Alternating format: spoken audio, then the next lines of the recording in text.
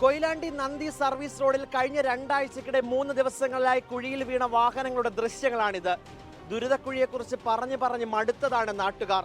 വീണ് കുഴി വലുതായതല്ലാതെ കിഴിയിൽ നിന്ന് പണമിറക്കി എന്തുകൊണ്ട് കുഴി വൃത്തിയാക്കാൻ ഇത്ര താമസം എന്തേ സർക്കാർ എന്നാണ് പ്രദേശവാസികൾ ചോദിക്കുന്നത്. അധികൃതർ കാണിക്കുന്നത് കൃത്യവിലോപവും അനാസ്ഥയുമാണ് എന്നുള്ളതാണ് ഈ സന്ദർഭത്തിൽ ഇവിടെ സൂചിപ്പിക്കാനുള്ളത്. കാരണം എന്ന് പറഞ്ഞാൽ ഈ വിഷയത്തിൽ ഇത്രയും വലിയ അപകടങ്ങൾ ഉണ്ടായിട്ട് പോലും അധികൃതർ ഈ വിഷയത്തിൽ നിസ്സംഗതയോടുകൂടി മുന്നോട്ട് പോകുന്നു എന്നുള്ളത് ഇത് വലിയൊരു അപകടാവസ്ഥ വർദ്ധിപ്പിക്കും എന്നുള്ളതാണ്.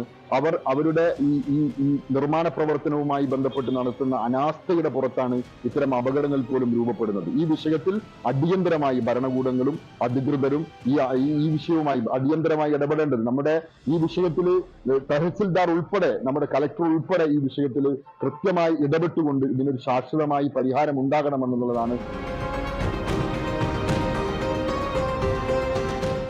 സ്കൂളിൽ പോകുന്ന വിദ്യാർത്ഥികൾ അപകടത്തിൽ നിന്ന് രക്ഷപ്പെടുന്നത് തലനാരിഴയ്ക്ക്.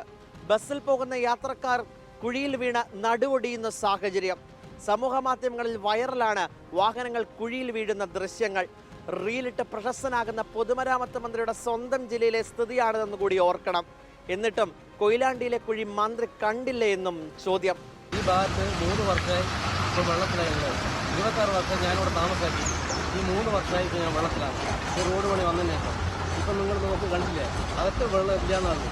4 മാസം വെള്ളം, എല്ലാ സൈഡിലും വെള്ളമാണ്. വലിയ അപകട സംഭവങ്ങൾ ഉണ്ടായിട്ടും ജനങ്ങളോട് മുഖം തിരിഞ്ഞ് നിൽക്കുന്ന, ജനങ്ങളുടെ പ്രശ്നങ്ങളോട് അഡ്രസ്സ് ചെയ്യാതെ ഒളിച്ചിരിക്കുകയാണ് അധികാരികൾ.